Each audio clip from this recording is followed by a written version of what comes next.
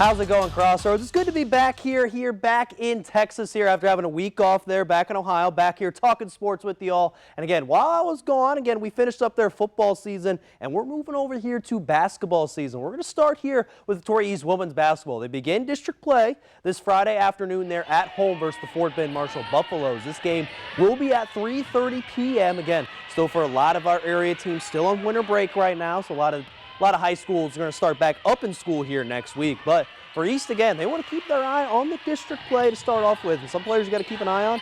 Point guard number 3, Avery Valentine. And also watch out for number 23, Kamari Clark, and number 12, Jazel Williams. Again, East heads into this matchup 10-9 overall, 2-1 in district. So we'll see how they do this Friday afternoon. Now, however, to Victoria West boys basketball team, they begin district play at Terry High School this Friday at 7 p.m. The West Warriors, they've been back and forth here in non-conference, going 7-9 overall. Senior leader Bo Woods, and also has been a huge factor for this team, but also some football players got to keep an eye on, and running back there, Genesis Jeffries, and also defensive end Trevor Robinson. Again, last year for West boys team, they went 0-8 in district and then 10-16 overall. So they want to improve there from this upcoming season. Hopefully, again, they can get something under there, the second-year head coach, Cody McDonald, and maybe they can start off well in district play. Now, speaking of Victoria Hoos, the Victoria women's basketball team did play a non-district game here versus the Gonzales Apaches earlier this afternoon, and the West Warriors team did win there 47-35. And some of the leading scorers for this game was Zy Morgan had 15 points. Necia Scott and Karsten Kahn had 11 points to help West get the win. And Lady Warriors, they're back in district play there versus Terry High School there at home this Friday night. It will be at Friday afternoon, it'll be at 12:30 p.m. Now, heading back here to the football field, we mentioned Shiner back 2 weeks ago, reach of the state championship versus Munster, but coming up short there.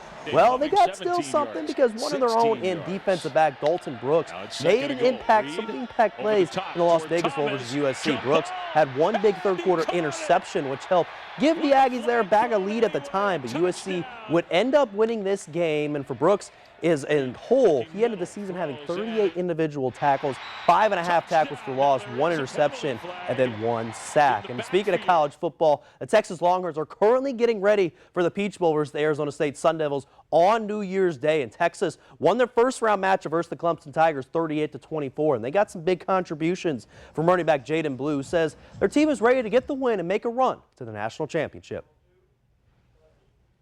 Familiar with it, of course. We played 2 weeks ago, like you said, but the main thing is, we're coming here to win. So, we can party, January 20th when we're national champs. So our main focus is getting ready for Wednesday.